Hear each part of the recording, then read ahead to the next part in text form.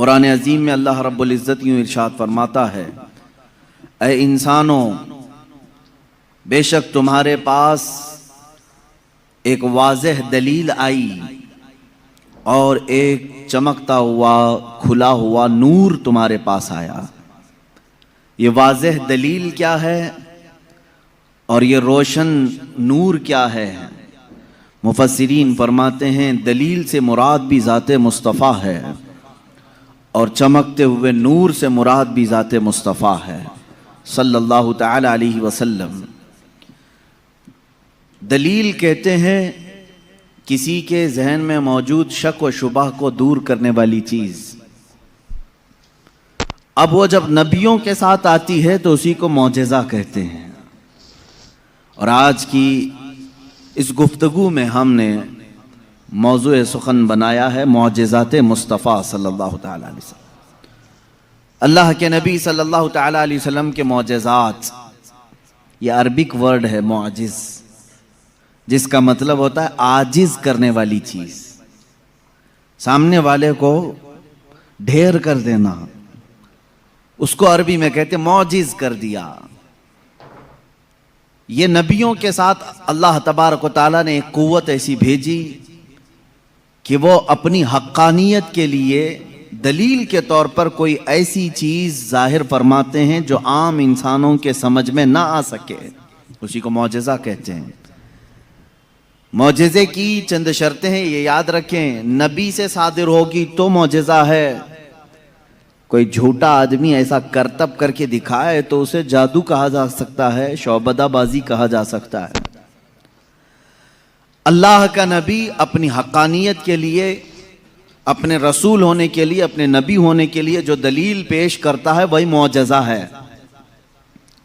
تقریباً سارے نبیوں کو اللہ تعالیٰ نے اس شان سے دنیا میں مبعوث فرمایا، کسی نہ کسی معجزے کے ساتھ ہی انہیں بھیجا۔ سارے نبیوں کے معجزات اس مختصر سی مجلس میں گنائے نہیں جا سکتے، لیکن نبی جو معجزہ لے کر کے آتا ہے وہ اپنی قوم کے درمیان جس چیز کی ضرورت ہوتی ہے، جس چیز کا ماحول ہوتا ہے وہی لے کر کے آتا ہے۔ اب مثال کے طور پر موسیٰ علیہ الصلوۃ والتسلیم کا زمانہ جادوگری کا زمانہ تھا، بڑے بڑے جادوگر اپنے اپنے کرتب دکھاتے تھے، جس کو نظر بندی کہہ سکتے ہیں عام آپ، یا اس کو آپ میجک سمجھ لیں۔ آج بھی میجیشین ہے، وہ صرف نظروں کا دھوکہ ہوتا ہے۔ میجیشین کو خود معلوم ہوتا ہے کہ میں کوئی چیز بدل نہیں سکتا۔ کچھ لوگ تو نظر چرا کر کے اتنی تیز کام کرنے کے ماہر ہوتے ہیں کہ وہ چیز کو بدلتے بھی نہیں۔ آستینوں میں کبوتر رکھ کر کے کھینچ کر کے دکھا دینا، یا پھر پانی کے گلاس میں سے پھول پھینک دینا، یہ نظروں کا دھوکہ ہے، جس کو شعبدہ بازی کہتے ہیں۔ باضابطہ اس کی آج کلاسیں بھی چلتی ہیں، لوگ سیکھتے بھی ہیں۔ زمانہ موسیٰ علیہ الصلوۃ والتسلیم میں جو کرتب دکھائے جا رہے تھے وہ تو جادو کا کمال تھا۔ یہ وہ زمانہ تھا جب لوگ جادو کرتے تھے اور بہت ساری چیزوں کو بدل کر کے دکھا دیتے تھے۔ اسی لیے فرعون نے موسیٰ علیہ السلام کے مقابلے کے لیے جادوگروں کو ہی بلایا تھا، اس کا مقابلہ کرو، اور جادوگروں نے موسیٰ علیہ السلام کے سامنے جو چیز پیش کی وہ چھوٹی چھوٹی رسیوں کو زمین پر پھینک کر سانپ بنا کر کے دکھایا۔ سب سانپ بن کر کے زمینوں پر دوڑ رہے تھے۔ اللہ تعالیٰ نے موسیٰ علیہ السلام کو اس زمانے کا جو معجزہ عطا کیا تھا وہ آپ کا عصا ہے، جب وہ زمین پر ڈالتے تو اژدہا سانپ بن جاتا تھا، پھر اگر اسے پکڑ لیتے تو پھر لکڑی ہو جاتا۔ موسیٰ علیہ الصلوۃ والتسلیم نے جادوگروں کے مقابل میں اپنے عصا کو زمین پر پھینکا، وہ بڑا سانپ اور اژدہا بن کر کے سارے جادوگروں کے سانپوں کو ایک ہی سانس میں نگل گیا۔ اب اس سانپ کی ہیبت ایسی تھی کہ وہاں جو موجود تھے جادوگر، انہوں نے کہا آمنا برب موسیٰ و ہارون، ہم سب موسیٰ اور ہارون کے رب پر ایمان لے آئے۔ دوسرا جادو تو اب انہیں دکھانا بھی نہیں تھا، سیدھے وہ ایمان کی بات کر گئے۔ تو نبی جو ہے اپنے معجزے سے سامنے والوں کا عاجز کر دیتا ہے۔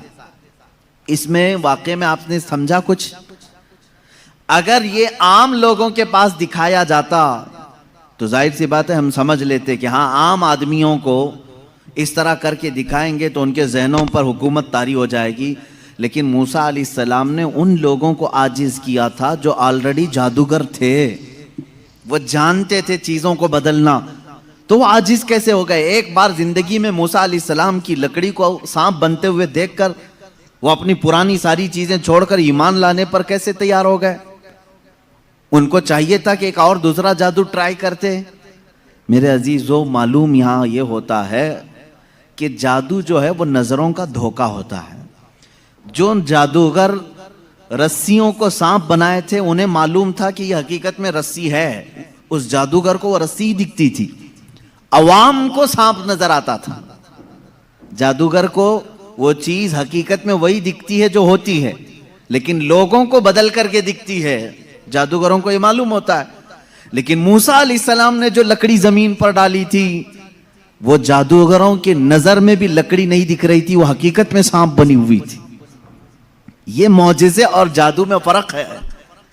جادو جو ہے نظروں کا دھوکہ ہو سکتا ہے اور معجزہ حقیقت کو تبدیل کر دیتا ہے, حقیقت کو بدل دیا جاتا ہے. عیسیٰ علیہ السلام کو اللہ رب العزت نے جو معجزہ عطا فرمایا, مردوں کو زندہ کرنا. آپ مٹی کے پرند بناتے تھے, پرندے, اس میں پھونک مارتے تھے تو وہ اڑنے لگ جاتے تھے. مادرزاد اندھے, پیدائشی جو اندھے یا کوڑ کی بیماری یا سفید داغ والے ہوں, ان کے جسم پر آپ ہاتھ رکھ دیتے وہ شفا یاب ہو جاتے, وہ صحیح ہو جاتے تھے. اور یہ بات ادھر ادھر کی کتابوں سے نہیں, اللہ کی کتاب سے ہے. اللہ رب العزت نے قرآن پاک میں خود ارشاد فرمایا, عیسیٰ علیہ السلام کا قول ہے, وَأُبْرِئُ الْأَكْمَحَ وَالْأَبْرَصَ وَأُحْيِي الْمَوْتَى بِإِذْنِ اللَّهِ, میں اندھوں کو صحیح کر دیتا ہوں, کوڑیوں کو صحیح کر دیتا ہوں, اور مردوں کو زندہ کر دیتا ہوں اللہ کے حکم سے. عیسیٰ علیہ السلام, اگر عیسیٰ علیہ السلام سے یہ سارے کام صادر ہوں تو یہاں کوئی شرک کا فتویٰ نہیں لگا تھا کہ غیر اللہ سے ایسے کام نہیں ہو سکتے. نبی بھی تو غیر اللہ ہیں. یہی بات اگر ہم سلطان بغداد کے بارے میں کہیں تو یہ کہتے ہیں یہ کہانیاں ہیں ان کی.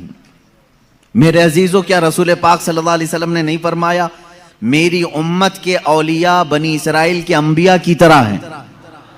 بنی اسرائیل کے انبیاء جس طرح سے معجزات دکھاتے تھے, امت مصطفیٰ کے اولیاء اپنی کرامات دکھاتے ہیں. کرامت حق ہے. عیسیٰ علیہ الصلوۃ والتسلیم کا یہ معجزہ تھا. دیگر انبیاء اکرام علیہ السلام کو بہت سارے معجزے دیے, جیسے حضرت داؤد علیہ السلام, ان کے ہاتھ میں لوہا آتا تو نرم ہو جاتا تھا. وہ لوہے کو اپنے ہاتھ سے جیسی شکل چاہتے تھے بنا دیتے تھے. لوہے کا لباس بناتے, لوہے کی ٹوپیاں بناتے, لوہے کی چیزیں بناتے, لیکن لوہے کو انہیں آگ میں تپانے کی ضرورت نہیں پیش آتی. وہ اپنے ہاتھ میں جیسے ہم آٹے کو بنا سکتے ہیں اس طرح سے وہ لوہے کو بنا سکتے تھے. یہ اللہ کے نبی داؤد علیہ السلام کا معجزہ تھا. حضرت سلیمان علیہ السلام کا معجزہ یہ کہ آپ کو سارے پرندوں کی بولیاں سکھائی گئی تھی, جنات کی اور سارے تقریباً مخلوقات کی بولیاں آپ کو سکھا دی گئی تھی. اور دوسری چیز آپ کو معجزے میں یہ دیا گیا کہ سلیمان علیہ السلام جس طرف چاہتے ہوا اس طرف چلتی. فسخرنا لہ الریح, اللہ فرما رہا ہے ہم نے ہوا کو ان کے لیے تابع بنا دیا تھا, ان کے مسخر کر دیا تھا. پھر اتنا ہی نہیں, آج سے تقریباً 4000 سال پہلے سلیمان علیہ السلام نے اپنے تخت کو ہوا میں اڑایا ہے. یہ ایروپلین کا زمانہ نہیں تھا, وہ ٹیکنالوجی کا دور نہیں تھا, لیکن سلیمان علیہ السلام کے حکم سے تخت ہوا میں اڑتا اور جس طرف آپ چاہتے اسی طرف آپ کو وہ سفر بھی کراتا. یہ آپ کا معجزہ تھا. جنات پر آپ کو حکومت دی گئی تھی. حضرت داؤد علیہ السلام, حضرت سلیمان علیہ السلام, حضرت موسیٰ علیہ السلام, حضرت عیسیٰ علیہ السلام, ان کے یہ مختصر معجزات میں نے آپ کے سامنے رکھی. تقریباً انبیاء اکرام علیہ السلام کو معجزے دیے گئے. حضرت صالح علیہ السلام کو ایک معجزہ اونٹنی کی شکل میں دیا گیا تھا, اس لیے کہ اس زمانے کے لوگ جس چیز کے قائل نہیں تھے اسی چیز کو معجزہ بنا کر کے بھیجا گیا ہے. یعنی عیسیٰ علیہ السلام کے زمانے میں لوگ یہ کہتے تھے مرنے کے بعد دوبارہ زندہ نہیں ہو سکتے, عیسیٰ علیہ السلام کو وہی معجزہ دے کر بھیجا اللہ نے، مردوں کو زندہ تم کر کے دکھاؤ۔ جب نبی کر کے دکھا سکتے ہیں تو اللہ دوبارہ کیسے نہیں زندہ کرے گا؟ صالح علیہ السلام کے زمانے میں لوگ اس بات کے انکاری تھے کہ بغیر باپ کے کوئی بیٹا ہو نہیں سکتا، بغیر باپ کے کوئی بیٹا پیدا نہیں ہو سکتا، آدم علیہ السلام کیسے آ گئے دنیا میں، ایسا کیسے ہو سکتا ہے؟ صالح علیہ السلام کو اللہ تعالیٰ نے حکم فرمایا تم اپنی قوم کو لے جاؤ ایک پہاڑ کے پتھر پر، پتھر سے کہو کہ اس میں سے اونٹ پیدا کر کے دیں۔ حضرت صالح علیہ السلام نے اس پتھر کے پاس کھڑے ہو کر فرمایا تو پتھر سے ایک اونٹنی کا بچہ نمودار ہوا۔ اس اونٹنی کا نہ باپ ہے نہ ماں ہے، اور اپنی برادری سے اپنی نسل سے بھی نہیں، بلکہ پتھر ایک جامد چیز سے اونٹ پیدا ہوا۔ اس اونٹنی کا ذکر بھی قرآن پاک میں ہے۔ یہ معجزے کے طور پر دیا گیا تھا صالح علیہ السلام کو۔ عزیزان گرامی وقار، ان انبیاء کرام کو ان کے زمانوں کی جو ضروریات تھی، جو تقاضے تھے، وہ معجزے دیے گئے، اور سید الانبیاء محمد الرسول اللہ صلی اللہ تعالی علیہ وسلم کو ان تمام انبیاء کے جو معجزات تھے وہ تنہا حضور کو عطا کیے گئے۔ حسن یوسف دم عیسیٰ ید بیضا داری، آنچ خوباں ہمہ دارند تو تنہا داری۔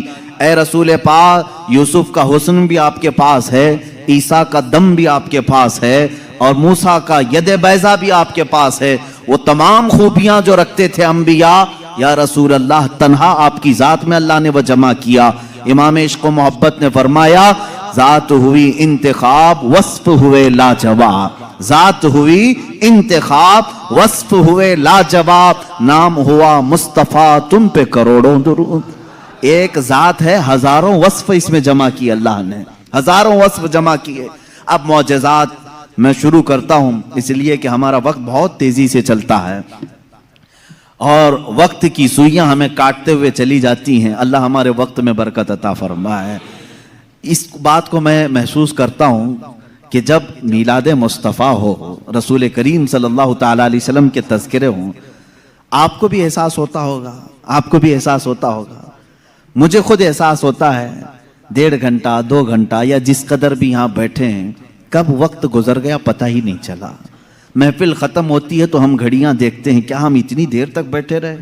پہلو میں درد بھی نہیں ہوا، پیٹھ میں کمر میں کوئی کسک بھی نہیں آئی، اس میں اتنا لگاؤ کیسے رہا؟ عزیزان گرامی وقار، اس سے بعض علماء نے یہ مسئلہ اخذ کیا کہ جب محبت کرنے والا محب اپنے محبوب کے تذکرے میں رہتا ہے تو اسے وقت کا اندازہ نہیں ہوتا۔ اسی لیے لوگوں نے کہا قیامت کا دن اگرچہ 50,000 سال کا ہو، اگرچہ 50,000 سال کا ہو، لیکن جو لواء الحمد کے نیچے آ گیا وہ میرے مصطفیٰ کی شان بیان کر رہا ہوگا۔ یہاں تک کہ قیامت کا یہ 50,000 سال کا جو ایک دن ہے، روایات میں بتایا گیا ہے عاشقان مصطفیٰ کو ایسا لگے گا جیسے بجلی چمکی اور ختم ہو گئی۔ لوگ کہتے ہیں قیامت آئی بھی اور چلی بھی گئی۔ وہ لمبا دن ان کے لیے بھاری ہوگا جو گستاخی رسول میں اپنے پیٹ مروڑتے رہتے ہیں، ان کے لیے بھاری ہوگا جن کے سینے رسول اللہ کی محبت سے منور نہیں ہیں۔ عزیزان گرامی وقار، یہی بات تو قبر میں بھی ہے، یہی بات۔ بعض لوگوں کو دفن کیا جاتا ہے، تذکرہ سنیں اور جی لگا کر کے سنیں۔ میرے آقا کی محفل میں بیٹھیں تو سستی اور کاہلی نہیں، بلکہ اس کے آداب ہیں، آپ وضو سے بیٹھیں، ہمتن گوش ہو کر بیٹھیں۔ ہلکی سی بھی سستی آئے تو اپنے آپ کو کوسیں کہ نہیں، میں مصطفیٰ کریم کی میلاد میں بیٹھا ہوں، میرے آقا کے تذکرے میں بیٹھا ہوں۔ بعض لوگوں کو دفن کیا جاتا ہے، قبر کی زندگی معلوم ہے کتنی سخت ہوتی ہے؟ کہا گیا وہاں کا 1 منٹ 1 سال کے برابر ہو سکتا ہے۔ مردے پر وقت ہی نہیں گزرتا، وقت ہی نہیں جاتا، وہ روز انتظار کرتا ہے، روز انتظار کرتا ہے۔ لیکن بعض میتیں وہ ہیں جن پر وقت بہت تیزی سے گزر جاتا ہے، یہاں تک کہ قیامت کا سور پھونکا جاتا ہے، قبریں کھولی جاتی ہیں، لوگوں کو اٹھایا جاتا ہے تو بعض مردے یہ کہہ کر کے اٹھتے ہیں بار الہ اتنی جلدی قیامت آ گئی، کل ہی تو میرے گھر والوں نے دفن کیا تھا، آج میں میدان محشر میں جمع ہو گیا، جبکہ وہ 500 سال سو چکے ہوں گے، 1000 سال سو چکے ہوں گے۔ فرق کیوں؟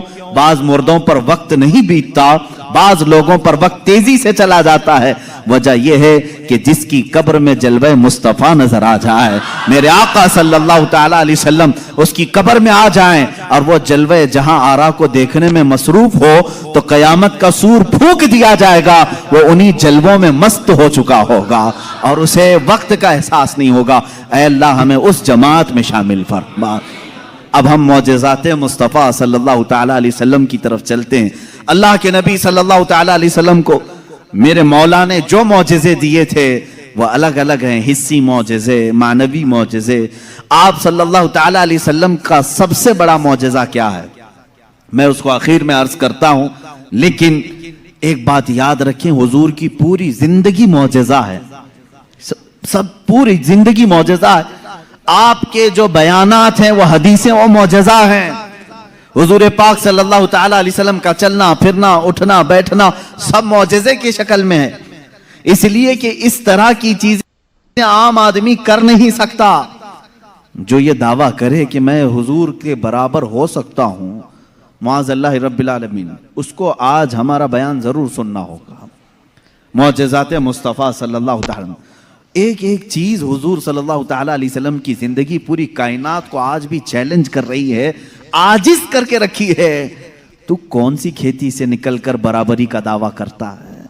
حضور اکرم صلی اللہ تعالی علیہ وسلم کی ذات ستودہ صفات، اللہ کے نبی صلی اللہ تعالی علیہ وسلم کے بچپن کی بات لیتے ہیں، آج پیدا ہوئے، میلاد مقدس ہے، اور زمانے رسول صلی اللہ تعالی علیہ وسلم میں یعنی ولادت کے زمانے میں مکہ کا ماحول تھا کہ بچے پرورش کے لیے دایاؤں کے پاس دے دیے جاتے تھے۔ وجہ یہ تھی کہ بچہ شہر کی گہما گہمی سے دور رہے، اس کی زبان محفوظ رہے۔ دیہات والوں کی زبانیں وہاں اچھی ہوتی تھیں، عربی، اور شہر میں ہوتا یہ تھا کہ ہر جگہ کے لوگ مکہ میں آتے تھے، مکس نہ ہو جائے، تو مکہ والے خاص طور پر اپنے بچوں کی زبان کی حفاظت کے لیے شروع کے چند دن کسی دایا کے پاس رکھتے تھے۔ رسول کریم صلی اللہ تعالی علیہ وسلم جب پیدا ہوئے، یہ وہی زمانہ ہے جب بنو سعد قبیلے کی دایا عورتیں ہیں۔ ایک قبیلہ ہے جس قبیلے کی ساری خواتین بچوں کو پالتی تھیں اور 2 سال کے بعد لے جاتی تو بھاری معاوضہ ملتا تھا، اجرت ملتی تھی، وہ پیسوں پر دودھ پلاتی تھیں۔ اسی اعتبار سے بنو سعد قبیلے کی خواتین مکہ میں آئیں۔ انہی خواتین میں ایک حلیمہ سعدیہ بھی ہیں، وہ کہتی ہیں جب مکہ پہنچے میری اونٹنی لنگڑی تھی جس کی وجہ سے میں تاخیر سے پہنچی۔ ساری عورتیں مکہ میں جو نومولود بچے تھے سب کے پاس گئیں اور ان سے بھاؤ تاؤ کیا، معاوضہ طے کیا اور بچے لے لیں۔ حضرت حلیمہ سعدیہ کہتی ہیں میں تاخیر سے پہنچی، تقریباً بچے جا چکے تھے، ایک بچہ باقی تھا، وہ آمنہ کا در یتیم تھا۔ میں وہاں آئی، میں نے دیکھا اور اس کے بعد پوچھا کون ہے اس بچے کا سرپرست؟ کہا بچے کی ولادت سے 6 ماہ پہلے ہی اس کے والد کا وصال ہو چکا ہے۔ حلیمہ کہتی ہے میں چھوڑ کر باہر چلی آئی، میں نکل آئی کہ باپ ہے نہیں بچے کا، میں اگر دودھ پلا بھی دوں 2 سال کے بعد مجھے اجرت دے گا کون معاوضہ دے گا؟ وہ کہتی ہیں پھر پورا مکہ چھان ماری لیکن اب کوئی بچہ نہیں ملا۔ شام ہو گئی تھی، شوہر ساتھ میں تھا۔ حلیمہ سعدیہ سے شوہر نے کہا اے حلیمہ خالی ہاتھ جانے سے بہتر ہے کہ وہ یتیم کو ساتھ لے جائیں، یتیم در یتیم ہے، ساتھ لے جائیں۔ حلیمہ سعدیہ کہتی ہے میں دوبارہ واپس آمنہ کے گھر آئی۔ آمنہ رضی اللہ تعالیٰ عنہ کہتی ہیں اے حلیمہ صبح تم بچے کو دیکھ کر گئی تھی پھر واپس آئی؟ کہا ہاں ہم خالی ہاتھ جانے سے بہتر سمجھتی ہیں کہ اس در یتیم کو لے جائیں۔ حضرت آمنہ نے کہا لے جانا چاہے تو لے جاؤ لیکن تمہاری امیدوں کے مطابق ہم معاوضہ نہیں دے سکیں گے، تمہاری امیدوں کے مطابق ہم اجرت نہیں دے سکیں گے۔ آمنہ نے کہا، حلیمہ سعدیہ نے کہا ٹھیک ہے اب خالی ہاتھ نہ جانے کا ہم نے عہد کیا ہے، بچے کو لے لیتے ہیں۔ حلیمہ سعدیہ اس وقت تک بچے کو اپنے گود اٹھائی نہیں تھی، صرف دیکھ کر کے گئی تھی۔ گود میں جب لیا، حلیمہ سعدیہ کہتی ہیں میرے پیشانی سے لے کر تلووں تک ٹھنڈک پہنچ گئی تھی۔ پہلی مرتبہ گود میں لیا، اس کے بعد اس کے شوہر حلیمہ سعدیہ کے ساتھ وہ باہر آئیں، کہتی ہیں کہ میری ساری ساتھیاں، میری سہیلیاں جو بنو سعد قبیلے کی خواتین تھیں، وہ جا چکی تھی اور سارے سفر پر تھی. میری اونٹنی لنگڑی اور پھر تاخیر بھی الگ. میں بچے کو لے کر کے اسی لنگڑی اونٹنی پر بیٹھی. اللہ اکبر, یہ پہلا معجزہ میرے آقا کا ہے. اونٹنی جو لنگڑی تھی بالکل صحت یاب ہوئی اور اتنی تیز دوڑنے لگی, اتنی تیز. حلیمہ سعدیہ کہتی ہیں بنو سعد قبیلے میں سب سے پہلے میں حاضر ہوئی. میرا بچہ جس کو میں لے کر آئی تھی عبداللہ کا در یتیم, سب سے پہلے بنو سعد میں حاضر ہوئی. اور کافی دیر کے بعد دوسری سہیلیاں ہماری بچوں کو لے آئیں. انہوں نے آتے ہی ہم سے پوچھا حلیمہ تیری اونٹنی تو لنگڑی تھی, تیری اونٹنی کمزور و لاغر تھی, تو پیچھے رہ گئی تھی, اتنی تیز کیسے آ گئی؟ حلیمہ سعدیہ کہتی ہیں ہاں اونٹنی میری لنگڑی تھی لیکن سوار بہت ہی اعلیٰ تھا.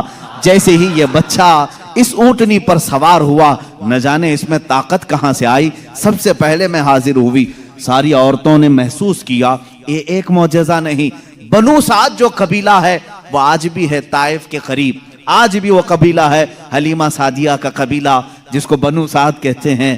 اس قبیلے والوں کا بیان ہے کہ یہ رات ایسی تھی پورے بنو سعد قبیلے کی بکریوں کے دودھ سے تھن بھر چکے تھے. سارے قبیلے والوں کی بکریوں کے تھن دودھ سے بھر چکے تھے. حلیمہ سعدیہ کہتی ہیں جب میں بچے کو گھر میں لے آئی تو عجیب سی راحتیں اور برکتیں اور ہوائیں چلنے لگی. لوگوں نے محسوس کیا آج تک بنو سعد قبیلے میں ایسی خوشگوار ہوائیں آئی نہیں تھی, لیکن لوگوں نے بعد میں یہ محسوس کیا یہ حلیمہ سعدیہ کے گھر جو بچہ آیا ہے اسی کی برکتیں ہیں. یہ کے بعد دیگرے لوگوں نے معجزے دیکھے بھی. حلیمہ سعدیہ کی جو بیٹی ہیں شیمہ, جو حضور صلی اللہ علیہ وسلم کی دودھ شریک بہن ہیں, حضور کی دودھ شریک بہن ہیں, وہ کہتی ہیں میں محمد صلی اللہ تعالیٰ علیہ وسلم کو گود میں لے کر رات میں بیٹھتی تھی. 1 سال کے نہیں تھے, 9 ماہ کے تھے. جب میں گود میں لے کر بیٹھتی تھی, تاریک راتیں ہوں یا اجالی راتیں ہوں, کھلے آسمان کے نیچے میں آ کر بیٹھتی. محمد عربی صلی اللہ علیہ وسلم کی پرورش میں حلیمہ کا گھرانہ لگا ہے. کہتی ہیں ہم مالدار نہیں تھے, کھیل کھلونے والی چیزیں ہمارے گھر نہیں ہوتی تھی, لیکن شیمہ کہتی ہیں جب محمد میری گود میں ہوتے رات کو 14ویں کا چاند چمک رہا ہوتا اور محمد صلی اللہ علیہ وسلم گود سے انگلی کو یوں اٹھاتے, چاند ادھر چلا جاتا, کبھی چاند ادھر جاتا, گود میں انگلی جس طرف کرتے وہ چاند ادھر ہی جھک جاتا تھا. اعلیٰ حضرت امام عشق و محبت فاضل بریلوی رضی اللہ تعالیٰ عنہ یوں فرماتے ہیں چاند جھک جاتا ادھر, انگلی اٹھاتے مہد میں, کیا ہی چلتا تھا اشاروں پر کھلونا نور کا, کیا ہی چلتا تھا اشاروں پر کھلونا نور کا. صبح طیبہ میں ہوئی بٹتا ہے باڑا نور کا, صدقہ لینے نور کا آیا ہے تارا نور کا. عزیزان گرامی, کھلونا بنا ہے کون؟ جس سے پوری دنیا آج تک کھیل نہ سکی, وہ محمد عربی صلی اللہ علیہ وسلم کا کھلونا بنا ہے. یہ میرے آقا صلی اللہ علیہ وسلم کے معجزات گود کے معجزات ہیں, گود کے معجزات ہیں. اب میں یہاں پر ایک بات یہ بتانا چاہتا ہوں, ان لوگوں کے ذہن کو میں صاف کرنا چاہتا ہوں جو لوگ یہ کہتے ہیں حضور صلی اللہ تعالیٰ علیہ وسلم 40 سال کے بعد نبی بنائے گئے, 40 سال کے بعد نبی بنائے گئے. بہت سارے لوگوں نے کتابوں میں بھی لکھ دیا. میرے عزیز بات کو سمجھا کرو, نبی بنائے گئے یہ جملہ توجہ, اور ہمارا عقیدہ یہ ہے 40 سال کے بعد حضور نے اپنے نبی ہونے کا اعلان فرمایا. نبی بنائے گئے الگ چیز ہے, وہ نبی کب بنائے گئے تھے یہ خود رسول پاک سے پوچھو, آپ کب نبی بنائے گئے تھے؟ ان کی کتابوں سے نہ پوچھیں گے, ہم حضور سے پوچھتے ہیں. میرے آقا فرماتے ہیں کنت نبیا وآدم بین الماء والطین, میں تو اس وقت بھی نبی تھا جب آدم کو پانی اور مٹی میں گوندھا جا رہا تھا. آدم علیہ السلام کے خمیر کو گوندھا جا رہا تھا, اس وقت بھی میں نبی تھا. یہ اللہ کے حبیب صلی اللہ علیہ وسلم نے فرمایا. اور یہ لوگ کہتے ہیں 40 سال کے بعد نبی بنائے گئے. اچھا چلو ٹھیک ہے, اس حدیث کو اگر نہیں مانتے, معجزہ کب دیا جاتا ہے؟ معجزہ کب دیا جاتا ہے؟ جب نبی اپنی نبوت کو ظاہر کر دے, اسے لوگوں کو قائل کرنا رہتا ہے, ایمان کی طرف بلانا ہوتا ہے, اپنی حقانیت کی دلیل پیش کرنی ہوتی ہے, تب نبی معجزہ دکھائے گا. یہاں محمد عربی صلی اللہ علیہ وسلم گود میں جو معجزے دکھا رہے ہیں, حلیمہ سعدیہ کے گھر جو معجزے دکھائے جا رہے ہیں, تمہارے قول کے اعتبار سے 40 سال کے بعد نبی ہوئے تھے نا, تو معجزے تو 40 سال بعد دکھنا چاہیے. حلیمہ سعدیہ کی گود میں جو معجزے دکھ رہے ہیں اس سے پتا چلتا ہے وہ پیدائشی نبی تھے. اعلان کا حکم 40 سال کے بعد اللہ نے دیا. وہ نبی نبوت لے کر کے دنیا میں آئے. عزیزان گرامی، یہ معجزات کی ابتدا حلیمہ سعدیہ کے گھر سے ہوئی اور اس کے بعد ایک دو نہیں کئی معجزے. حلیمہ سعدیہ رضی اللہ تعالیٰ عنہا کی بیٹی شیمہ کہتی ہیں 2 سال کی عمر سے پہلے ہی حضور پاک صلی اللہ تعالیٰ علیہ وسلم عام انسانوں کی طرح بڑے نہیں ہوئے ہیں. 9 مہینے کی عمر میں تو آپ تیر چلاتے تھے اور برابر نشانے پر، اور کبھی آپ نے ہکلا کر کے بات نہیں کی جیسے بچے تتلا کر ہکلا کر بات کرتے ہیں. اللہ کے حبیب صلی اللہ علیہ وسلم نے جب گفتگو فرمائی نہایت فصیح عربی میں گفتگو فرمائی. فرماتی ہیں کہ ایک بھی ایسا ٹوٹا ہوا جملہ محمد سے ہم نے سنا نہیں. یہ حضرت حلیمہ سعدیہ فرماتی. عزیزان گرامی، شیمہ کہتی ہیں 1.5 سال کی عمر میں میرے ساتھ محمد صلی اللہ علیہ وسلم بکریاں چرانے کے لیے آ جاتے تھے. بکریاں چرانے کے لیے آتے تھے. وہ کہتی ہیں جب بکریاں چرانے کے لیے محمد صلی اللہ علیہ وسلم جاتے تھے جنگل میں یا صحرا میں جہاں پر بھی معاملہ، وہ کہتی ہیں میں 1 آدھ بکری کو لے کر جاتی لیکن محمد صلی اللہ علیہ وسلم کے ساتھ ساری بکریاں ہوتی. فرق یہ تھا کہ میں دھوپ میں چرا رہی ہوتی لیکن ہمیشہ محمد صلی اللہ علیہ وسلم پر بادل کا ایک ٹکڑا سایہ بنا رہتا تھا. ہمیشہ چھاؤں رہتی تھی، کبھی دھوپ براہ راست ان کے رخساروں کو نہیں مارتی، ان کے رخساروں پر نہیں پڑتی. یہ حضرت شیمہ کہتی ہیں، حلیمہ سعدیہ کی بیٹی کہتی ہے ایک دن ایسا ہوا محمد عربی صلی اللہ تعالیٰ علیہ وسلم 1.5 سال یا 2 سال کی عمر کے آس پاس ہیں. اچانک 2 لوگ آئے اور ان کو کوئی پہچانتا نہیں تھا. محمد عربی صلی اللہ تعالیٰ علیہ وسلم کو انہوں نے ایک درخت کے نیچے لٹایا اور ان کا سینہ چاک کر دیا. حضور پاک صلی اللہ علیہ وسلم کا وہ گھبرائی ہوئی بھاگتی ہوئی اپنی ماں کے پاس آئی. 2 سال کی عمر تھی جب میرے آقا صلی اللہ علیہ وسلم کی. حلیمہ سعدیہ کی بیٹی یا بیٹا جو حضور کے دودھ شریک تھے وہ دوڑتے ہوئے ماں کے پاس آئے اور کہا عجیب ایک بات ہم نے دیکھی محمد صلی اللہ علیہ وسلم کے ساتھ کہ کوئی انہونی 2 شخصیات آئیں، انہوں نے گرایا ہے اور سینہ چاک کر دیا ہے. اللہ نہ کرے کہ محمد کے ساتھ کچھ برا نہ ہو جائے. وہ گھبرائے ہوئے تھے. حضرت حلیمہ کہتی ہے میں دوڑتی ہوئی اس مقام پر پہنچی. جا کر کے دیکھا درخت کے سائے میں وہ آرام کر رہے تھے. کوئی لوگ نہیں تھے، کوئی شخصیات نہیں تھی. حلیمہ سعدیہ نے دیکھا واقعی سینے کے اوپر کچھ نشانات نظر آ رہے تھے. اٹھایا اور پوچھا کہ کیا بات ہے.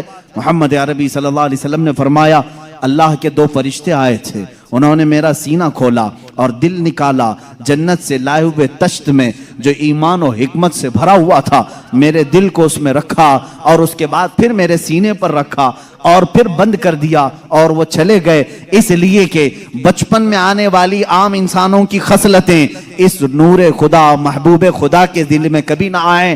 انہوں نے سارے وسوسوں کو میرے پاک کر دیا. یہ 2 سال کی عمر میں شق صدر کا معجزہ اس کو کہتے ہیں. کیا کہتے ہیں؟ شق صدر، سینہ پھٹ جانے والا. یہ جو معجزہ ہے حضور پاک صلی اللہ علیہ وسلم کی زندگی پاک میں 4 مرتبہ اس طرح سے ہوا. سینہ شق ہوا، فرشتوں نے آپ کا دل مبارک نکالا، جنتی پانی سے اور جنت کی نور و حکمت سے بھر دیا. میرے عزیزو پھر میں سوال کرتا ہوں، تم تو کہتے ہو 40 سال بعد نبی ہوئے، پھر یہ معجزہ 2 سال کی عمر میں کیسے پیش آیا؟ معجزہ نبوت کے بعد ملنا چاہیے. نبی ہونے والا اپنی نبوت کی دلیل کے لیے لوگوں کے سامنے معجزہ پیش کرتا ہے. یہ تو میں نے بچپن کے وہ حالات بتائے. میرے آقا صلی اللہ تعالیٰ علیہ وسلم کے ان حالات کو دیکھ کر حلیمہ سعدیہ گھبرا گئیں اور پھر واپس وہ مکہ لے کر کے آئیں. اللہ کے حبیب صلی اللہ تعالیٰ علیہ وسلم حضرت آمینہ کے گھر رہے.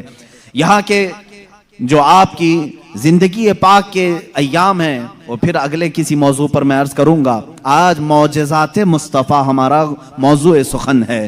اللہ کے نبی صلی اللہ تعالیٰ علیہ وسلم کے کمالات اور معجزات بیان سے باہر ہیں، بیان سے باہر ہیں. کس چیز میں آپ نے معجزہ نہیں دکھایا؟ درختوں میں ہو، پتھروں میں ہو، جانوروں میں ہو، پرندوں میں ہو، مردوں میں ہو، آسمان کے تاروں، چاند، سورج میں ہو. کس چیز میں معجزے میرے آقا کے نہیں ہیں؟ ہر چیز میں. اور رزق میں وسعت اور برکت کے اتنے معجزے ہیں کہ پوری کتاب اس پر لکھی گئی. رزق میں برکت اور وسعت. اللہ کے نبی صلی اللہ تعالی علیہ وسلم نے جس چیز کو تناول فرمایا اور کسی کو دے دیا وہ ختم ہی نہیں ہوتی. یہ معجزہ ایک بار نہیں کئی بار پیش آیا, کئی بار پیش آیا. حضرت عمر فاروق رضی اللہ تعالیٰ عنہ فرماتے ہیں ایک بار 440 لوگ آئے, 440 لوگ حضور صلی اللہ تعالیٰ علیہ وسلم کے پاس آ کر کے انہوں نے کہا ہماری مہمان نوازی کریں. رسول کریم صلی اللہ تعالیٰ علیہ وسلم نے فرمایا عمر ان کو کھلاؤ.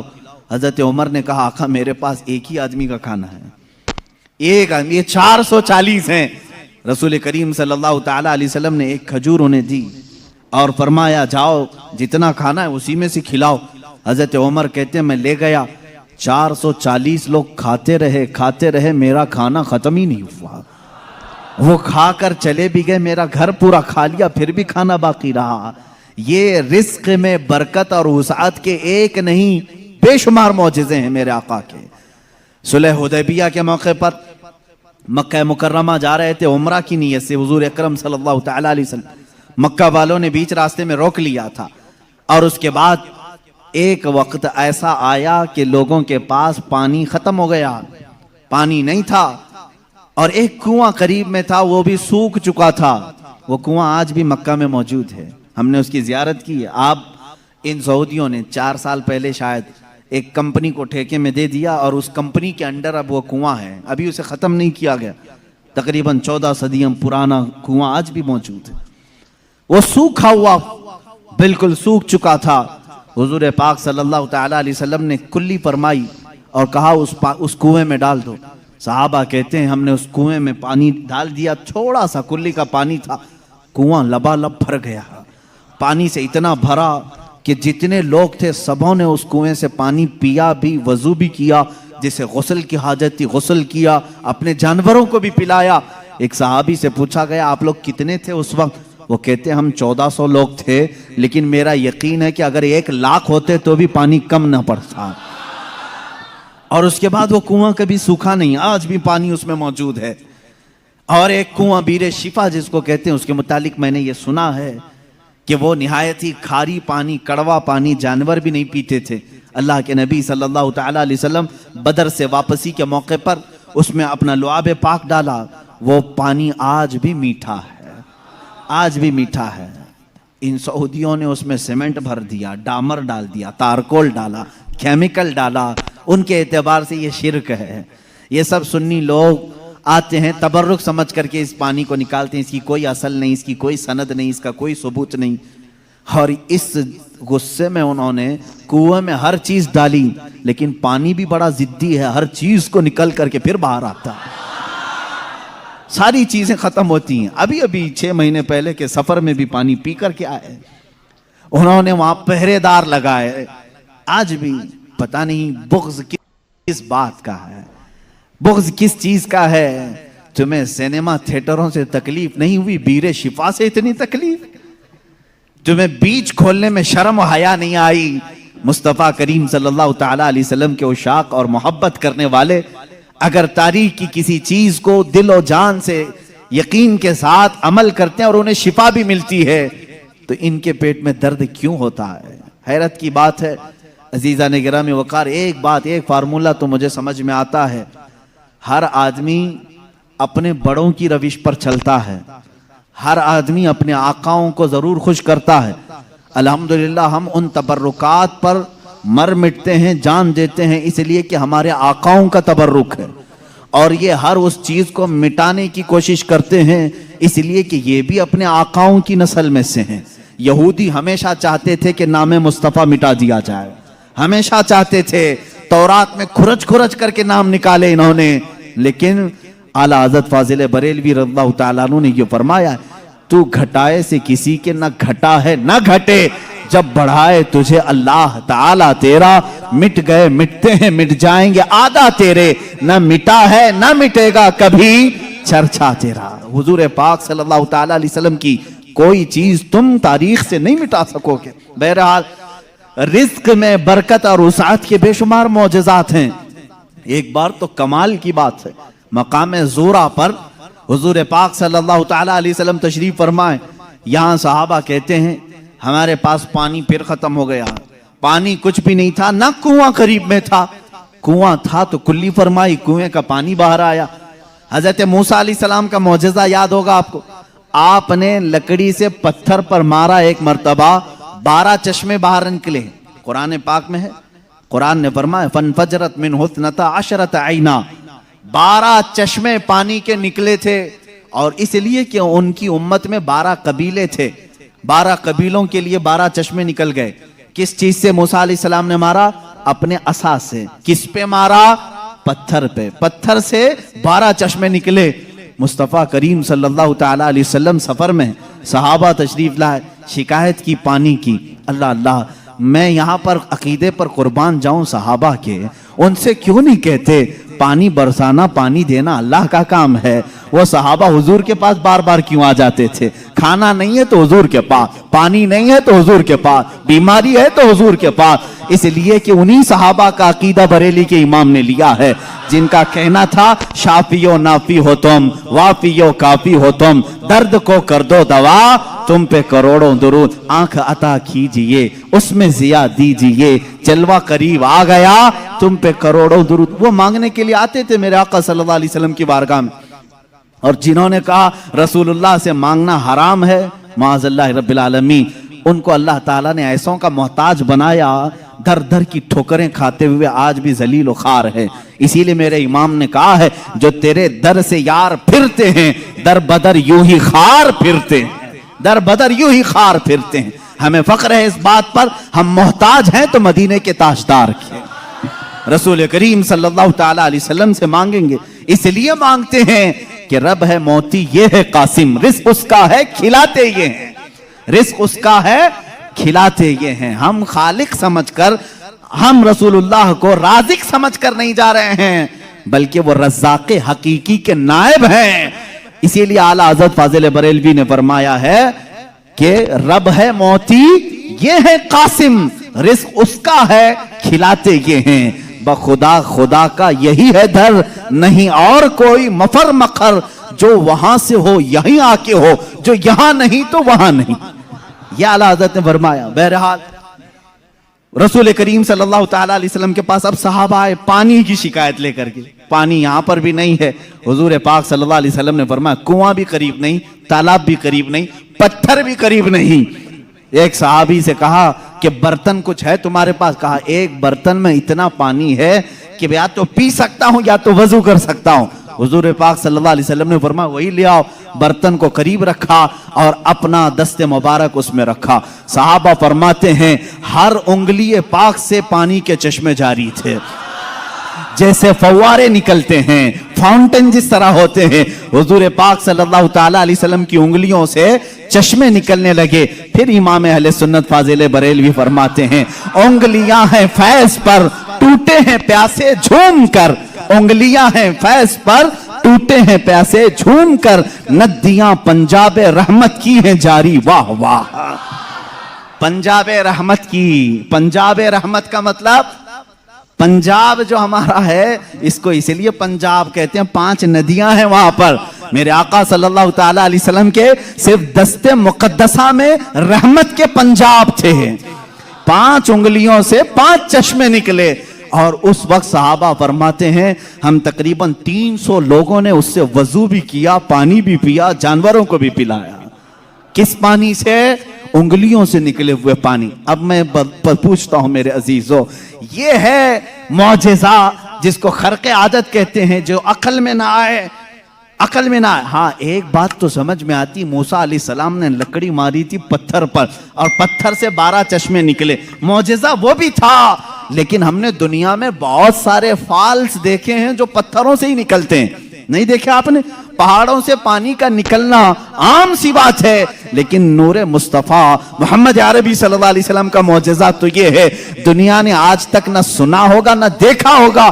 پتھروں سے نکلنے والا پانی تو دیکھا ہے, انگلیوں سے نکلنے والا پانی صرف تاجدار مدینہ کے ہاں ہے. یہ میرے آقا صلی اللہ علیہ وسلم کا معجزہ, کمال کا معجزہ تھا. یہ کھانے پینے کے معاملات میں 1-2 نہیں, بہت سے معجزات ہیں. پھر آگے بڑھو, جنگ خندق کے موقع پر خندق کھودی جا رہی تھی.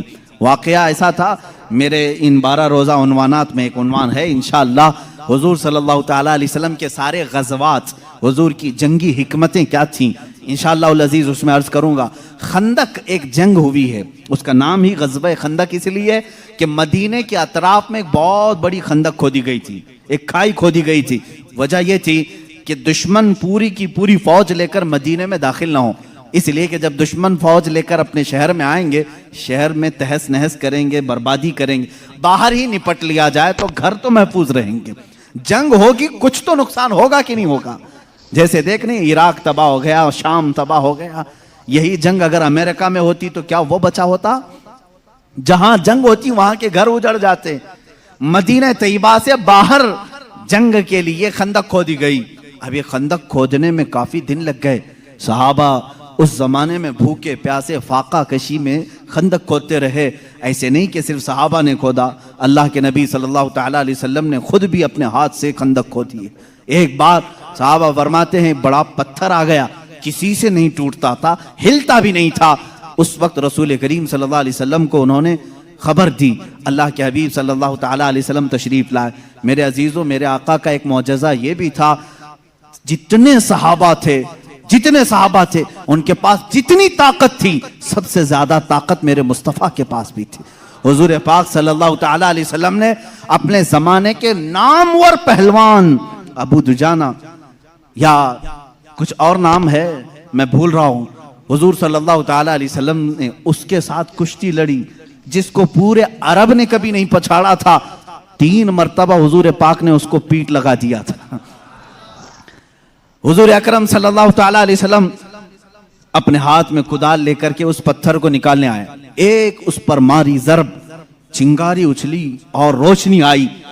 اللہ کے حبیب صلی اللہ علیہ وسلم نے فرمایا الحمدللہ۔ دوسری ماری، پھر کہا الحمدللہ۔ تیسری مرتبہ وہ پتھر ٹوٹ کر ٹکڑے ہو گیا، نکل گیا۔ صحابہ نے پوچھا کہ حضور آپ نے پتھر پر جب بھی کدال ماری چنگاری نکلی، آپ نے زبان سے کچھ کہا؟ ہاں، جب پہلی مرتبہ میں نے کدال ماری میں نے دیکھا ایران فتح ہو چکا ہے۔ کدال یہاں مدینے میں ماری جا رہی ہے اور خبر ایران کے فتح ہونے کی دی جا رہی۔ دوسری کدال ماری، حضور پاک صلی اللہ تعالیٰ علیہ وسلم نے فرمایا یمن فتح ہو چکا ہے۔ بعض روایات میں الگ الگ ملکوں کے نام مجھے ملے، بحرین کے محلات کو فتح ہوتے ہوئے میں نے دیکھا۔ حضور اکرم صلی اللہ تعالیٰ علیہ وسلم نے 3 ضربوں میں اس پتھر کو ختم کر دیا، اور اسی وقت ایران کے، ملک روم کے اور بحرین کے فتح ہونے کی بشارتیں دی۔ یہاں تک کہ ایک حدیث میں ہے قسطنطنیہ، استنبول کے فتح ہونے کی خبر دی، جو حضور پاک صلی اللہ تعالیٰ علیہ وسلم کے وصال کے 800 سال کے بعد فتح ہوا، اور الحمدللہ اسلام کے زیر نگیں آیا۔ جہاں جہاں کی خبریں حضور نے دی تھی سب ملک فتح ہوئے، آج بھی وہ دائرہ اسلام میں ہیں، آج بھی مسلمانوں کے زیر نگیں ہیں۔ اب یہاں پر جو معجزہ ہوا، ایک تو پتھر کا ٹوٹنا اور غیبی خبریں دینا، دوسری بات حضرت جابر رضی اللہ تعالیٰ عنہ ایک عزیز صحابی تھے، وہ آتے ہیں اپنی بیوی سے کہتے ہیں میں دیکھ رہا ہوں اللہ کے نبی صلی اللہ علیہ وسلم پیٹ پر پتھر باندھے ہوئے ہیں۔ کیوں باندھا جاتا تھا اس وقت؟ اس لیے کہ پیٹ اگر ڈھیلا رہے، بھوک کی شدت سے بار بار خواہش کھانے کی ہوتی رہے، اس کو ٹائٹ کر لیا جائے تو بار بار بھوک نہ لگے۔ یہ اس وقت معمول رہا ہوگا۔ اللہ کے نبی صلی اللہ علیہ وسلم نے بھی اپنے پیٹ پر پتھر باندھے۔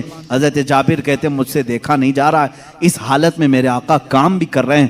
جابر رضی اللہ تعالیٰ عنہ کا گھر وہاں سے قریب تھا خندق کے۔ ان کی بیوی سے انہوں نے کہا کچھ کھانے کو ہو تو بنا دو۔ انہوں نے کہا گھر میں تھوڑا سا آٹا ہے، جو کا آٹا ہے، اس کی چند روٹیاں بنیں گی، 4 یا 5 روٹیاں بنیں گی، اور ایک بکری کا بچہ ہے 6 مہینے کا ہوگا، بس اتنا ہے۔ کتنے لوگ کھا سکتے ہیں آپ ہی دیکھیں۔ کہا اتنا ہی ذبح کر، میں رسول پاک صلی اللہ علیہ وسلم کو، حضرت ابو بکر کو، حضرت عمر کو، اور میں رہوں گا، میرے گھر والے رہیں گے، کھلا دیں گے۔ وہ آئے، کان میں آ کر کے حضور سے کہا یا رسول اللہ صلی اللہ تعالیٰ علیہ وسلم گھر میں ایک چھوٹا سا بکری کا بچہ ہے, ہم نے ذبح کیا ہے, تھوڑا سا آٹا ہے, آپ ابو بکر عمر گھر پر تشریف لائیں. اللہ کے نبی صلی اللہ علیہ وسلم نے دعوت قبول کر لی. کہا جابر جاؤ تم کھانا بناؤ, لیکن جب تک میں نہ آؤں ہانڈی چولہے سے نہ اتارو اور روٹیوں کے ٹکڑے نہ کرو. حضور پاک صلی اللہ علیہ وسلم کی یہ بات سن کر کے وہ جانے لگے تھے, ابھی حضور نے پلٹ کر جتنے صحابہ تھے کہا اے میرے صحابہ, جابر کے گھر میں سب کی دعوت ہے, چلو. جابر کے گھر میں دعوت, 1500 صحابہ تھے, 1500 صحابہ. حضرت جابر گھبرا گئے, دوڑتے ہوئے آئے, اپنی بیوی سے کہا اے خاتون بڑا غضب ہو گیا, میں نے 3 کو دعوت دی تھی, حضور نے 1500 کو بلایا ہے. ان کی شریک حیات ایک صحابیہ تھی, توکل کے اعلیٰ درجے پر تھی, پوچھتی ہیں اے جابر آپ نے بلایا ہے یا رسول اللہ نے بلایا ہے؟ حضرت جابر کہتے ہیں میں نے کسی کو نہیں بلایا, رسول اللہ نے بلایا ہے. کہتے ہیں پھر فکر چھوڑو, جنہوں نے بلایا وہی کھلائیں گے, جنہوں نے بلایا وہی کھلائیں گے. ہم کو اس بات کی کیا فکر ہے, ہمیں تو کھانا بنانا ہے, وہ آئیں گے, جس کو انہوں نے دعوت دی وہ کھلائیں گے. ہم نے 3 کو دعوت دی, ہم 3 کو کھلائیں گے. رسول نے جتنوں کو دعوت دی وہ ان کو کھلائیں گے. یہ خاتون کا عقیدہ دیکھیں, صحابیہ ہیں. حضرت جابر رضی اللہ تعالیٰ عنہ فرماتے ہیں گھر میرے آقا تشریف لائے, گھر میں بیٹھنے کی جگہ بھی 10 لوگوں کی تھی, 10 لوگ بیٹھ سکتے تھے. اللہ کے حبیب صلی اللہ تعالیٰ علیہ وسلم تشریف لائے اور اس ہانڈی کو جو چولہے پر رکھی ہوئی تھی کہا اس کو اتارنا نہیں, اس میں اپنا لعاب پاک ڈالا اور اس کے بعد فرمایا نکال کر دیتے جاؤ. حضرت جابر کہتے ہیں 10 لوگوں کا کھانا نکالتا تھا, روٹیاں دسترخوان پر بچھائی جاتی تھی. شام ہو گئی, 1500 صحابہ کھا لیے, ابھی میری ہانڈی میں آدھا کھانا باقی ہی رہا. یہ معجزہ ہے میرے آقا صلی اللہ علیہ وسلم کا. رزق میں وسعت اور برکت صرف لعاب پاک سے. جو برابری کا دعویٰ کرتے ہیں وہ بھی اپنے گھر کی ہانڈیوں میں تھوک کے دکھائیں, تمہارے گھر والے نہ کھائیں. مصطفیٰ کریم صلی اللہ علیہ وسلم جس پہ لعاب لگا دیں, 1500 جلیل القدر صحابہ کھائیں گے بھی اور ہانڈی میں بچا بھی رہ جائے گا. عزیزان گرامی, برابری کا دعویٰ نہ کرو ورنہ تھوکو گے تو مر جاؤ گے تمہارے گھر میں. کبھی زہر نہ ہو جائے تمہارے تھوک میں, تھوکو گے تو بچے مر بھی جائیں گے. بہرحال یہ معجزہ ایک ہی نہیں پیش آیا, 3 معجزے یہاں پر آئے. 3 معجزے حضرت جابر کے گھر میں تنہا. حضور پاک صلی اللہ تعالیٰ علیہ وسلم دعوت کے لیے آئے بھی. اس کے بعد دوسری بات یہ بھی ہوئی, ان کے گھر میں ایک حادثہ ہو گیا تھا. ان کے گھر میں حادثہ یہ ہوا, بکری کو ذبح کیا تھا باپ نے, حضرت جابر نے, ان کے 2 بچے تھے, دونوں بچوں نے دیکھا اور بڑے بچے نے چھوٹے بچے کو بلایا, آ میں تجھے دکھاتا ہوں ابا بکری کو ذبح کیسے کر رہے تھے. چھری لیا اور چھوٹے بیٹے کو ذبح کر دیا, گلا کاٹ دیا. اور جیسی خون نکلنے لگا ماں نے دیکھا, گھبرائی, بچے کو پکڑنے کے لیے کہ چاقو اس کے ہاتھ میں تھی, وہ دوڑتا ہوا چھت پر چڑھا اور پاؤں پھسلا, چھت سے گرا, نیچے گرتے ہی سر پر چوٹ آئی, وہیں فوت ہو گئے. ایک ساتھ 2 بچوں کا انتقال. کس وقت؟ جس وقت حضور کی دعوت گھر میں ہو رہی.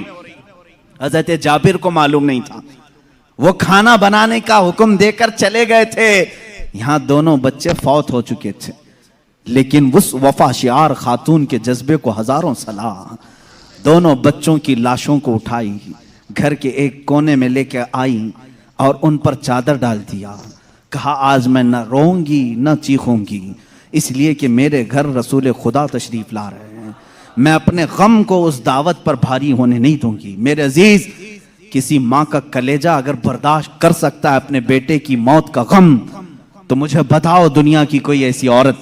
یہ وہ عورتیں تھیں جن کے متعلق قرآن نے کہا رضی اللہ عنہم ورضوا عنہ, اللہ ان سے راضی ہو گیا اور یہ اللہ سے راضی ہیں. یہ خاتون چادر اڑا کر کے دونوں بچوں کی لاش پر رکھی ہوئی ہیں. میرے آقا صلی اللہ علیہ وسلم جس وقت گھر میں آئے, کھانے کے لیے دسترخوان پر جب بیٹھے, آپ نے لقمے اٹھائے. اس کے بعد حضرت جابر سے کہا جابر تمہارے بچے نہیں دکھتے, کہاں ہیں؟ وہ بیمار تھے. بیوی سے آ کر کے کہا خاتون کہاں ہیں بچے؟ خاتون نے کہا وہ سو رہے ہیں, وہ سو رہے ہیں, آپ جائیں. حضور پاک صلی اللہ علیہ وسلم کے ساتھ بیٹھے ہیں. وہ آئے, کہا حضور وہ آرام کر رہے ہیں, سو رہے ہیں. حضور پاک صلی اللہ علیہ وسلم نے فرمایا جاؤ ان کو ڈھونڈ لاؤ. دوبارہ آئے, خاتون سے کہا کہ بچے کہاں ہیں؟ کہا آپ کو معلوم تھا وہ بیمار تھے. کہاں وہ بیمار تھے؟ کہا اب وہ بہت اچھی نیند میں سوئے ہوئے ہیں، نہیں اٹھیں گے۔ خاتون یہ کہہ رہی ہیں، اپنے شوہر کو تک ظاہر نہیں کیا۔ حضرت جابر دوبارہ تیسری بار میرے آقا صلی اللہ علیہ وسلم نے فرمایا، جابر مجھے اللہ کا حکم ہے کہ میں تیرے بیٹوں کے ساتھ کھاؤں۔ حضور پاک صلی اللہ علیہ وسلم دسترخوان سے اٹھ گئے، کھانا رکھا ہوا تھا، اندر خود چل کر کے آئے، خود پوچھا کہ کہاں سو رہے ہیں، مجھے بھی دکھا دو۔ حضرت جابر کی خاتون جو تھی، بیوی تھی، وہ اس کمرے میں لے گئیں، لاشوں پر سے چادر اٹھایا۔ حضرت جابر کہتے ہیں میں دیکھ کر کے دہل گیا، بچوں کی لاشیں ہیں۔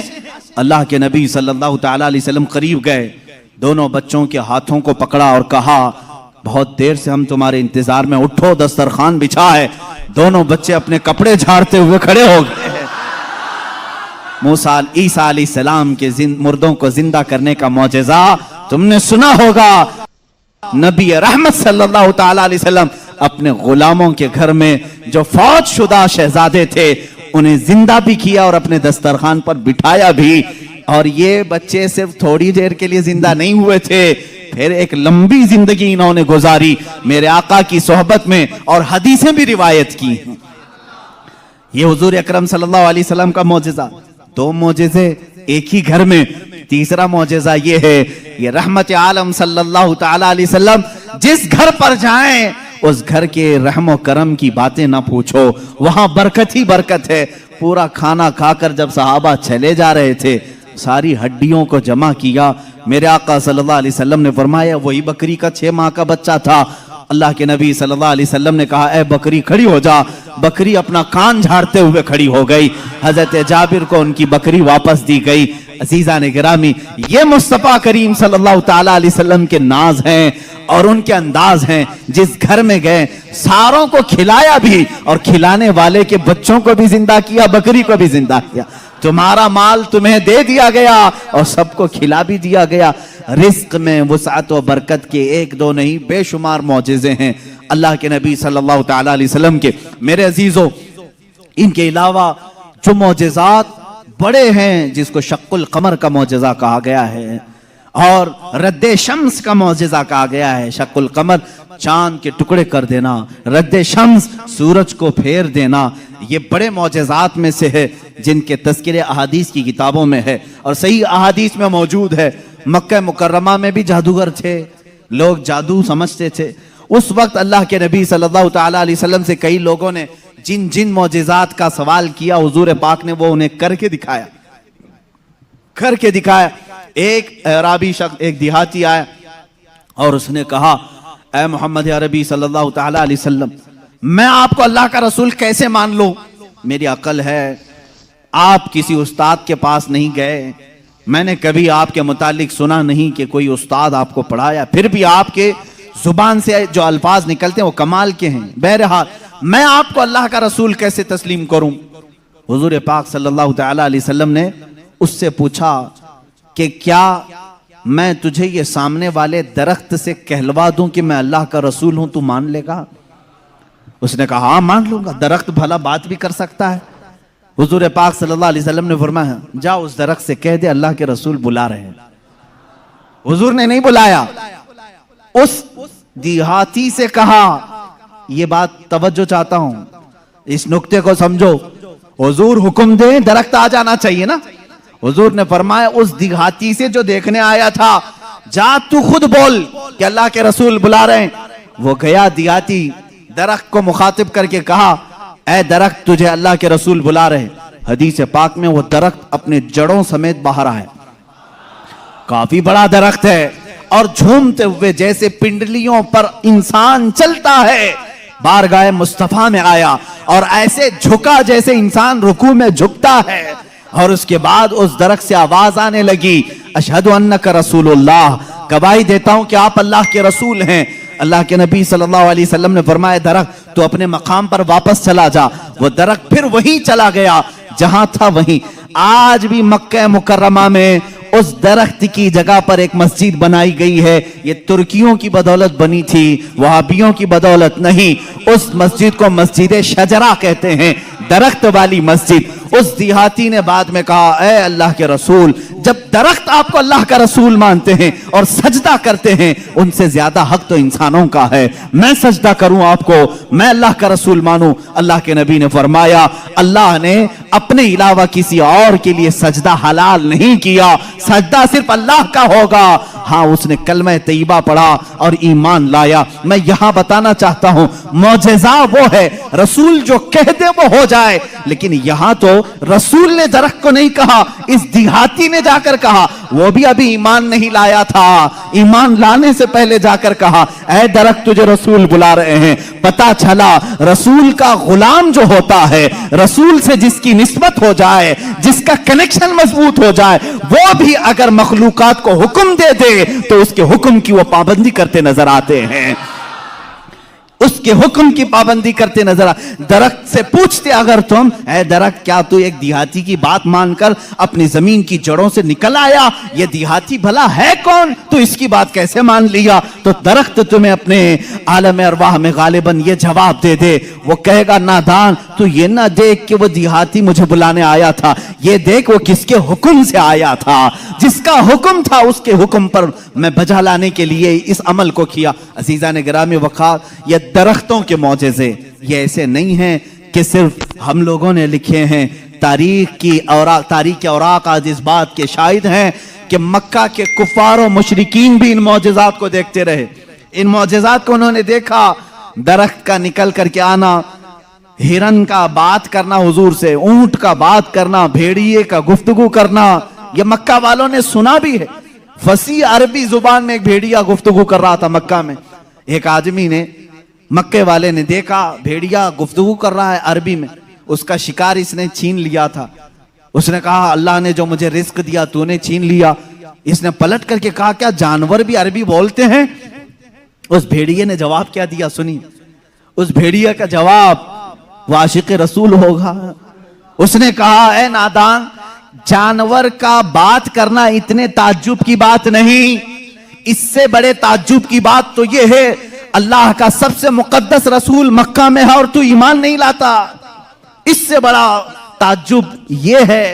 اسی سے سمجھ میں آتا ہے کہ جانور بھی یہ جانتے ہیں کہ اللہ کے رسول سب سے اعلیٰ و افضل ہیں، اشرف و اکمل ہے۔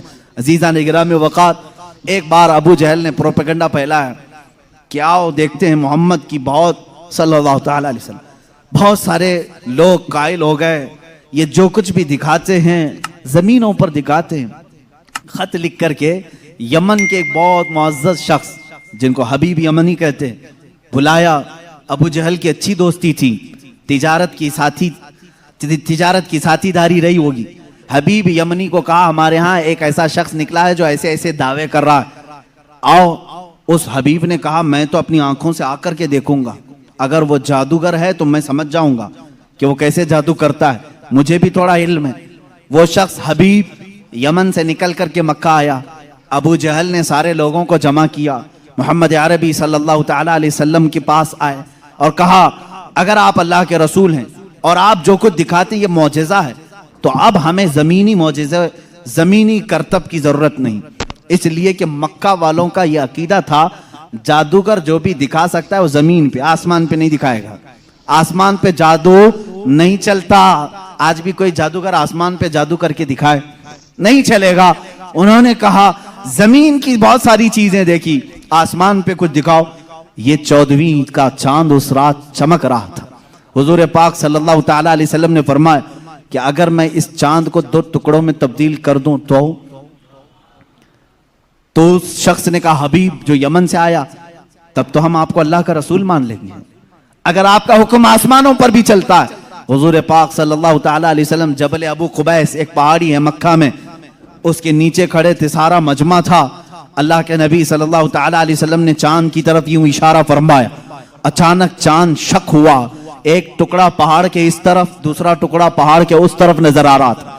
یہ ایسا نہیں کہ کرتب دکھانے والے یوں توڑ کر یوں بٹھا دیں، اللہ کے حبیب صلی اللہ علیہ وسلم نے جو شق القمر کا معجزہ دکھایا وہ آدھی رات تک ٹکڑوں میں ہی رہا، منٹ 2 منٹ 5 منٹ نہیں، آدھی رات تک ٹکڑوں میں رہا۔ اور یہ بات صرف مکہ والوں نے نہیں، جادو ہو تو سامنے والوں کو دکھے. میاں اب تو کمال آسمان پر ہوا ہے. چاند ایک شہر میں طلوع نہیں ہوتا, پوری دنیا میں طلوع ہوتا ہے, پوری دنیا میں. اب میں آپ کو بتاؤں چند تاریخی باتیں. ہندوستان کی سرزمین پر بھی چاند کے ٹکڑے ہوتے ہوئے دیکھا تھا. راجا چرمن جو کاسرگوڑ کیرلا کے رہنے والے, آج بھی اس راجا کا فورٹ موجود ہے. وہاں سے اس نے چاند کے 2 ٹکڑے ہوئے دیکھا اور اس نے اس رات کو نوٹ کر کے رکھ لیا کہ فلاں فلاں رات چاند کے 2 ٹکڑے ہوتے ہوئے میں نے دیکھا ہے.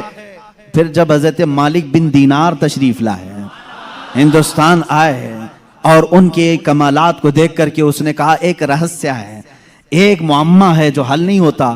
میں نے ایک رات چاند کے 2 ٹکڑے ہوتے ہوئے دیکھا ہے. حضرت مالک بن دینار نے کہا وہ میرے آقا کی انگلیوں کی برکت تھی.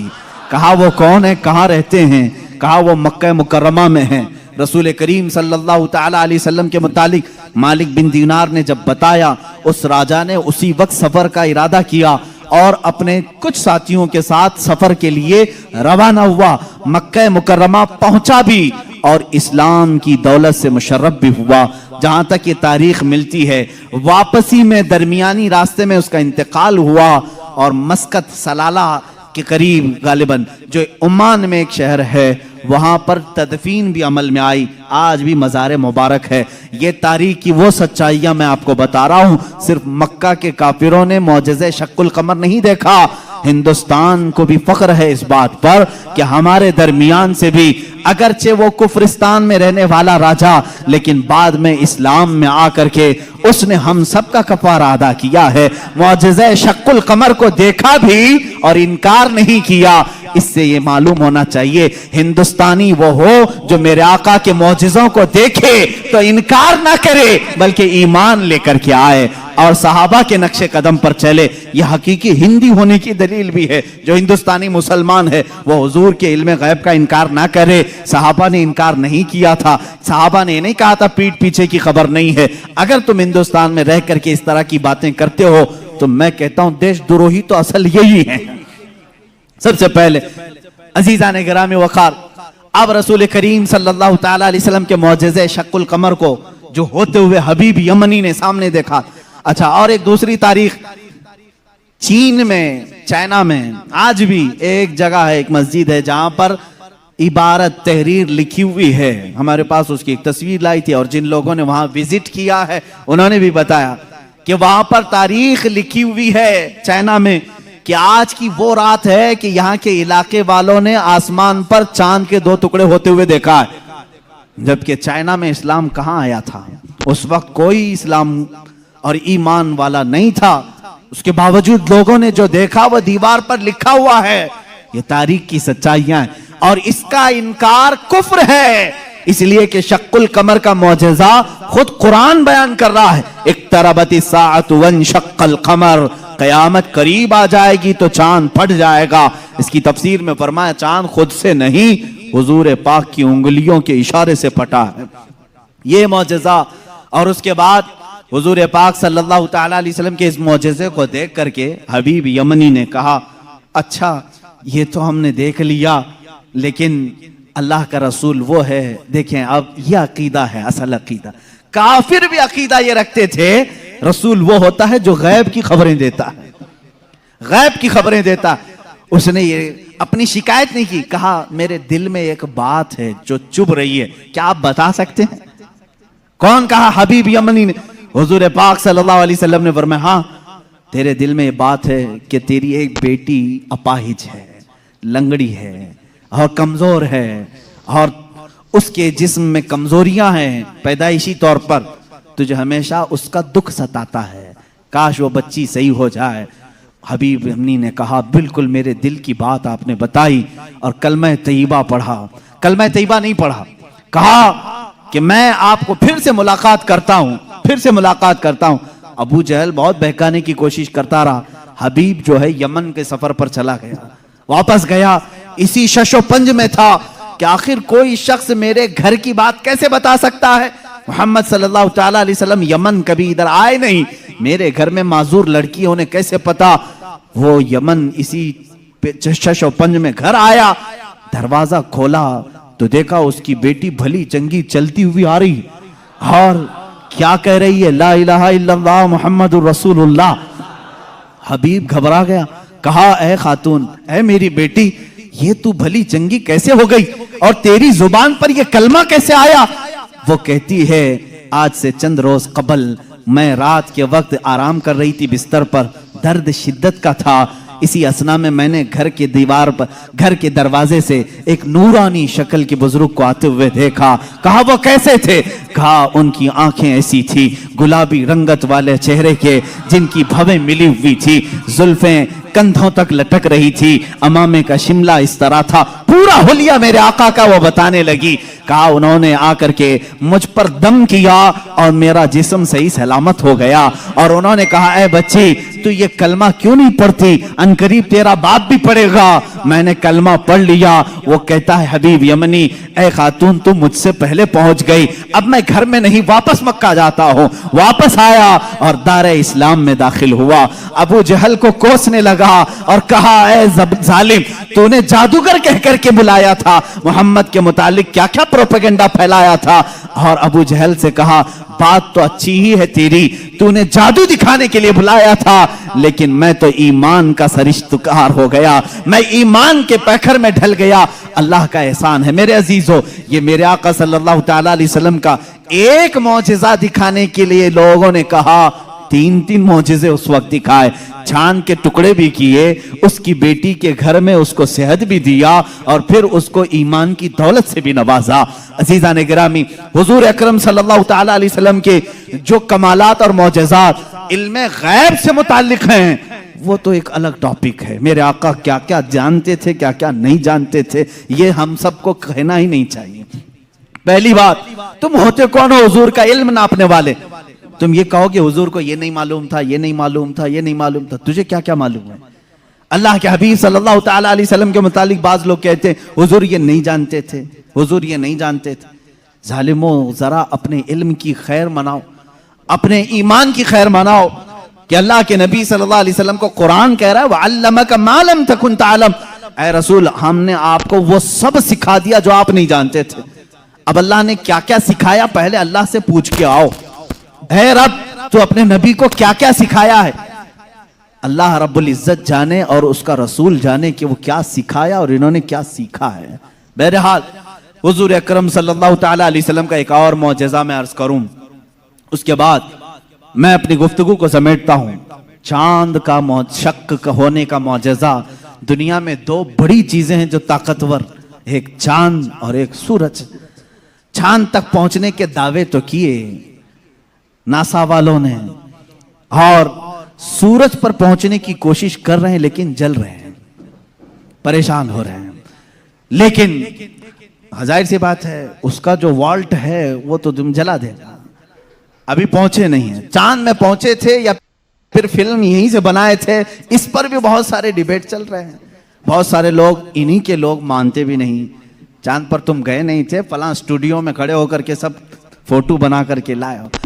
آج میری گفتگو کا یہ حاصل نہیں ہے، آج میرا وہ ٹاپک نہیں ہے، وہ پہنچے تھے کہ نہیں پہنچے تھے اس سے میرے ایمان کا تعلق بھی نہیں۔ ہاں ہم کو اتنا معلوم ہے کہ میرے آقا صلی اللہ علیہ وسلم مکہ کی زمین پر کھڑے ہو کر کے بھی اشارہ کر دیں تو چاند ٹکڑے ہو جائے۔ اور سائنسدانوں نے جو تحقیق کی ہے چاند کے متعلق، انگلینڈ کا ایک سائنٹسٹ ہے، اس نے کہا ہے چاند کے متعلق جو ہمارے پاس فوٹیج آئے ہیں، بہرحال یا جو کچھ بھی، اس سے ایسا لگتا ہے کہ کسی زمانے میں اس میں دراڑ پڑی تھی، اس میں کبھی دراڑ پڑی تھی، کبھی یہ ٹوٹا تھا، ان کو معلوم نہیں توڑا کس نے تھا۔ بہرحال وہ بھی میرا ٹاپک نہیں ہے، آج سائنس اور سائنٹسٹ یہ بھی ہمارا ٹاپک نہیں، لیکن جب بات آئے گی انشاءاللہ عرض کریں گے۔ اب سورج کی طرف چلتے ہیں۔ بات یہ تھی مولا علی کرم اللہ وجہہ الکریم رسول کریم صلی اللہ تعالیٰ علیہ وسلم کے ساتھ ایک مقام پر آرام فرما رہے تھے جس کو صحبہ کا مقام بتایا گیا۔ امام جلال الدین سیوطی رحمۃ اللہ تعالیٰ علیہ نے بھی اس حدیث کو نقل فرمایا، فرماتے ہیں حضور پاک صلی اللہ تعالیٰ علیہ وسلم نے عصر کی نماز ادا کی اور حضرت علی کو کہا بیٹھ جاؤ، اور ان کی گود میں اپنا سر مبارک رکھا اور سو گئے۔ اللہ کے حبیب جب آرام فرماتے صحابہ بہت خاموش ہو جاتے۔ حضرت علی نے یہ کہا بھی نہیں کہ میری نماز ابھی ہوئی نہیں، اللہ کے نبی آرام فرما رہے تھے۔ حضرت علی انتظار میں رہ گئے، کیا آپ بیدار ہوں گے تو اٹھوں گا، اثر پڑھ لوں گا، لیکن اسی انتظار میں سورج غروب ہو گیا۔ حضرت علی کو دکھ ہوا کہ میری نماز چھوٹ گئی، لیکن میرے عزیزو عقیدہ تو مولا علی کا ہے، عقیدہ تو مولا علی کا ہے کہ نماز اللہ کی ہے، فرض ہے، اور یہاں رسول پاک صلی اللہ علیہ وسلم آرام کر رہے ہیں۔ اٹھا دینا چاہیے تھا، میرے مولا کی نماز ہے، میں پہلے نماز پڑھ لوں، لیکن وہ صحابی تھے، وہابی نہیں تھے۔ حضور پاک صلی اللہ تعالی علیہ وسلم سے انہوں نے سنا تھا اگر نماز کے دوران بھی رسول تمہیں بلا لے، نماز چھوڑ کر تمہیں رسول کی بات پر آنا ہے۔ قرآن کہتا یا ایھا الذین آمنوا استجیبوا للہ وللرسول اذا دعاکم۔ صحابی نماز پڑھ رہے ہیں، حضور نے پکار لیا ان کو، آ جانا ہے، ان کو حکم ہے شریعت کا، وہ آ جائیں۔ حضور نے فرمایا جاؤ بازار میں سامان لے کر کے آؤ، فلاں کو دے دو، فلاں کو دے دو، سب کام کر لیا، واپس آئیں تو کیا کریں؟ فرمایا اگر 2 رکعت ہوئی تھی تو باقی کی 2 رکعت وہیں سے کنٹینیو کریں، وہ باطل نہیں ہوئی جو چھوڑ کر گیا تھا۔ کیوں؟ اس لیے کہ وہ جو چھوڑ کر گیا تھا کسی ایرے غیرے کے کام میں نہیں، اطاعت رسول میں گیا تھا۔ اس سے پتا چلتا ہے نماز اللہ رب العزت کا حکم بجا لانا ہے اور رسول کی اطاعت کے مطابق کرنا ہے۔ مولا علی اسی فارمولے پر عمل کر رہے تھے۔ ادھر اگر نماز قضا ہو گئی تو ادا کر لوں گا، حبیب کی نیند میں فرق آیا، کہیں گستاخی اور توہین ہو گئی تو ایمان میں فرق نہ آ جائے۔ مولا علی خاموش رہے۔ میرے آقا صلی اللہ علیہ وسلم بیدار ہوئے، اور اللہ کے نبی صلی اللہ علیہ وسلم کیا نہیں جان رہے تھے حضرت علی کی نماز چھوٹ رہی ہے؟ کیا حضرت علی کی کیفیت کو نہیں دیکھ رہے تھے؟ دیکھا، پوچھا علی غمگین ہو؟ کہا اثر نہیں پڑی۔ اللہ کے نبی صلی اللہ علیہ وسلم نے پوری کائنات کو یہ درس دیا ہے اس دن، صرف مولا علی کے لیے نہیں، پوری کائنات کے لیے، کہ جو محبت مصطفیٰ میں چیزیں فنا ہوتی ہیں اللہ تبارک و تعالی زندگی میں اسے سورج بھی پلٹا کر کے ادا کر دیتا ہے۔ حضرت علی رضی اللہ تعالیٰ عنہ کے لیے حضور پاک صلی اللہ علیہ وسلم نے ڈوبے ہوئے سورج کی طرف اشارہ فرمایا اور کہا کہ جہاں تو ڈوبا ہے پلٹ آ۔ سورج پھر واپس طلوع ہوا۔ حضرت ام سلمہ رضی اللہ تعالیٰ عنہ حضور کی زوجہ ہیں، فرماتی ہیں ہم نے پہلی مرتبہ سورج کو پچھم سے پھر سے نکلتے ہوئے دیکھا، تھوڑی دیر کے لیے، ایسا نہیں کہ پورا نکلا، عصر کے مقام پر جو پیلا سورج ہوتا ہے وہیں تک آیا۔ حضرت علی کرم اللہ وجہہ الکریم نے نماز ادا کی، سورج پھر واپس پھر غروب ہوا، اتنی ہی دیر کے لیے آیا پھر پلٹ گیا۔ اسی لیے امام اہل سنت فاضل بریلوی رضی اللہ تعالیٰ عنہ فرماتے ہیں سورج الٹے پاؤں پلٹے، چاند اشارے سے ہو چاک۔ سورج الٹے پاؤں پلٹے، چاند اشارے سے ہو چاک، اندھے نجدی دیکھ لے قدرت رسول اللہ کی، اندھے نجدی دیکھ لے قدرت رسول اللہ کی، اشارے سے چاند چیر دیا، چھپے ہوئے خور کو پھیر دیا، گئے ہوئے دن کو عصر کیا، یہ تاب و تواں تمہارے لیے، زمین و زمان تمہارے لیے، مکین و مکان تمہارے۔ رسول کریم صلی اللہ تعالیٰ علیہ وسلم کے معجزات، سورج کا پلٹانا یہ میرے آقا کے عظیم معجزات میں سے ہے، عظیم معجزات میں سے۔ کس کے لیے پلٹایا گیا؟ مولا علی کرم اللہ وجہہ الکریم کے لیے۔ عزیزان گرامی، تاریخ میں، اب معجزات کی تاریخ میں بہت ساری چیزیں موجود ہیں، یہاں تک کہ مردوں کو زندہ کرنے والا جو معجزہ ہے، میں نے وہ بچوں کے متعلق بتایا۔ دوسری حدیث ہے، حضور پاک صلی اللہ تعالیٰ علیہ وسلم خود فرماتے ہیں میں حجون، مکہ کے قریب جو جنت المالا قبرستان ہے وہاں پر تھا، میں نے اللہ کی بارگاہ میں عرض کیا کہ مولا میرے ماں باپ کس حالت میں ہیں مجھے دکھا۔ حضرت بی بی آمنہ اور حضرت عبداللہ کے متعلق یہ خبیث آج انگشت نمائی کرتے ہیں، انہیں کافر کہتے ہیں، انہیں مشرک کہتے ہیں۔ سنو حدیث پاک، یہ حدیث ثابت ہے، امام جلال الدین سیوطی رحمۃ اللہ تعالیٰ علیہ نے اپنی کتاب میں لکھا ہے التعظیم والمنہ فی ان ابوئی رسول اللہ صلی اللہ علیہ وسلم فی الجنہ، کتاب ہے اس میں حدیث بھی ہے۔ فرماتے میرے آقا صلی اللہ علیہ وسلم میں نے اللہ سے عرض کی اللہ تعالیٰ نے میری ماں آمنہ، میرے باپ عبداللہ دونوں کو میرے سامنے حاضر کیا۔ وہ وفات پا چکے، سالوں پہلے وفات پائے، اور ان دونوں کو میرے آقا صلی اللہ علیہ وسلم کے سامنے حاضر کیا گیا۔ حضور فرماتے ہیں بی بی آمنہ نے بھی میرا کلمہ پڑھا، حضرت عبداللہ نے بھی میرا کلمہ پڑھا، اور اسی لیے تو ہم کہتے ہیں وہ پاک ہیں میرے آقا صلی اللہ علیہ وسلم، اور پاکوں سے منتقل ہوتے ہوئے آئے ہیں۔ حضور اکرم صلی اللہ تعالیٰ علیہ وسلم کے متعلق جو یہ عقیدہ رکھے گا کہ ان کے آبا و اجداد کافر تھے، تو میں سمجھتا ہوں دنیا میں اس سے بڑا بدبخت کون ہے، اس سے بڑا ایسا حرمہ نصیب جو حضور پاک کے آبا و اجداد پر طعنہ زنی کرتا ہے۔ عزیزان گرامی، ہمیں تو بریلی کے امام نے یوں کہا ہے، تیری نسل پاک میں ہے بچہ بچہ نور کا، تو ہے عین نور، تیرا سب گھرانہ نور کا۔ حضور سے لے کر آدم علیہ السلام تک کا جو گھرانہ ہے وہ سب گھرانہ نور کا ہے، اور نور کفر میں نہیں جا سکتا۔ عزیزان گرامی وقار، یہ معجزات کا باب تھا، جتنا بھی بیان کروں وہ کم ہے۔ اللہ کے حبیب صلی اللہ تعالیٰ علیہ وسلم کو رب تعالیٰ نے بے شمار معجزے دیے۔ آخری بات جو شروع میں نے کہا تھا، اور معجزے اس مقام کے لوگوں نے دیکھا، اس زمانے کے لوگوں نے دیکھا۔ موسیٰ علیہ السلام کا معجزہ ان کی قوم نے دیکھا، عیسیٰ علیہ السلام کا معجزہ ان کی قوم نے دیکھا، سارے نبیوں کے معجزے ان کے زمانے کی قومیں دیکھتی رہی۔ محمد عربی صلی اللہ تعالیٰ علیہ وسلم کو اللہ نے ایک معجزہ ایسا دیا جو ہم بھی دیکھ سکتے ہیں، قیامت تک دیکھ سکتے ہیں، قیامت تک دیکھ سکتے ہیں، اور وہ معجزہ ہے اللہ کی کتاب قرآن مقدسہ۔ یہ رسول کریم صلی اللہ علیہ وسلم کا معجزہ ہے جو کافروں کے سینوں پر آج بھی چیلنج بن کر کے پکار رہی ہے۔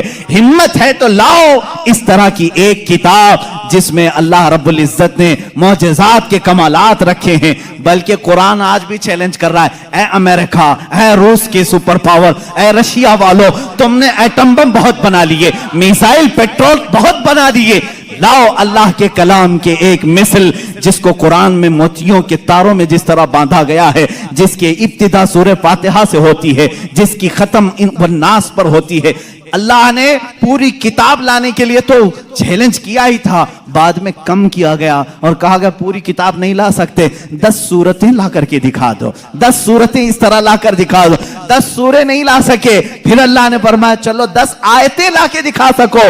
اے میرے عزیزو، فخر سے کہو، اے مسلمانوں، آج بھی زندہ جاوید معجزہ رسول اللہ کا ہمارے درمیان موجود ہے، وہ اللہ کی کتاب قرآن مقدسہ ہے۔ کوئی اگر تمہارے حقانیت کی دلیل تم سے پوچھے، تمہارا مذہب حق ہے، کیا دلیل ہے، اس کے سامنے قرآن پیش کر دینا۔ قرآن 14 صدیوں پہلے آج کے ہونے والے واقعات بیان کر رہا ہے، تیرے بھی پاس اس کا کوئی جواب ہے تو لا کر کے دکھا دے، اس لیے کہ رسول اللہ کا معجزہ ہے۔ دوسرا میری طرف سے چیلنج ہے، سارے کمپیوٹر، سارے ویب، جتنے بھی انٹرنیٹ کی دنیا ہے، سارے ہیکر جو اس زمانے میں بڑی بڑی بینکوں کو ہیک کرتے ہیں، سب سے میرا چیلنج ہے، آؤ اللہ کی کتاب قرآن مقدسہ کو ہیک کر کے دکھاؤ، اور ایک آیت ہیک کر کے دکھاؤ، میں مان لوں گا۔ ایک زبر ہیک کر کے دکھاؤ، نہیں کر سکو گے۔ تم نے دنیا کے بڑے بڑے پارلیمنٹ کا ڈاٹا چرایا ہوگا، اللہ کے کلام کا ایک زبر نہیں چرا سکتے۔ یہ میرا چیلنج ہے، ہیکر سب جمع ہو جاؤ، اللہ کی کتاب کو ہیک کر کے دکھاؤ، انشاءاللہ العزیز صبح قیامت تک نہیں کر سکو گے۔ مجھ جیسے کروڑوں لوگوں کو اللہ نے پیدا کیا جن کے سینوں میں اللہ نے یہ قرآن محفوظ کیا ہے۔ عزیزان گرامی وقار، یہ میرے مصطفیٰ کا زندہ جاوید معجزہ ہے، اس کو سینے سے لگاؤ، اس کو پڑھو بھی، اس پر عمل بھی کرو۔ مولا ہمیں دنیا میں قرآن کے ساتھ رکھے اور صاحب قرآن کی محبت کے ساتھ رکھے۔ جب قبر میں جائیں تو مولا ہمیں قرآن کے ساتھ قبر میں لے جائے اور صاحب قرآن کی زیارت نصیب کرے۔ جب حشر میں مولا ہمیں اٹھائے تو قرآن کے ساتھ اٹھائے اور صاحب قرآن تاجدار مدینہ کی شفاعت نصیب فرمائے۔ وآخر دعوانا الحمدللہ۔